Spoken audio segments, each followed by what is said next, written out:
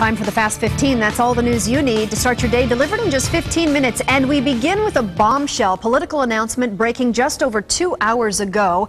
Pinal County Sheriff Paul Babeu ending his bid for Congress. And Kirk, you were one of the first to get the news. One-on-one, just talked with him about 15 minutes ago. He is not ending his political career. This morning, Babeu released a letter to his supporters saying he will drop out of the race for Congress and instead seek re-election as sheriff of Pinal County. The move comes just a few months after controversy surrounding his sexual orientation and claims that he threatened to deport his ex-boyfriend. I asked him, just the past 20 minutes when I talked with him, how much of a role that played. He says, in fact, it didn't play a role in this decision at all. Take a listen. This has been a whirlwind, and never did I expect this measure of not just confrontation, but the personal attacks. And I can tell you that if there's something that I regret in this, and people say, well, he was outed. Look, I wasn't outed. I was open to my family and to friends that I chose to share that with. And I've said that right from the beginning. I never lied about anything, as there's been other national scandals where people have done that or have done criminal things in relation to this. And what I said is, you know, look, my personal life shouldn't matter.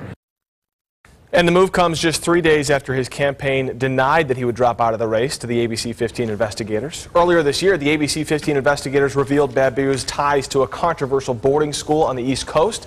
Investigator Dave Biscobing broke that story, and will continue to follow this developing story throughout the day. If you'd like to see this full letter from the sheriff's office, it's on our website, abc15.com. And Connie, I can also tell you that I asked him where that stands with the accusations of claiming that he was threatening to deport his ex-boyfriend. He said that investigation is happening right now, and he still believes that he will be cleared of all those accusations once it's complete. Did you have a chance to ask him at all about the J.T. Reddy death, and if that is one of the reasons why he's back in the race? Well, he didn't say specifically that had a part in the race, but there are a number of candidates, and he does expect that the number of candidates in this race for sheriff will continue to get smaller, especially now that he's back in the race, somebody who has been a fairly popular sheriff out there in Pinal County. It'll be interesting to see now with this re-election campaign how the accusations and all of this plays into his numbers as he goes for re-election. But he told me that his polling numbers for Congress were still strong, and the decision was solely based on the fact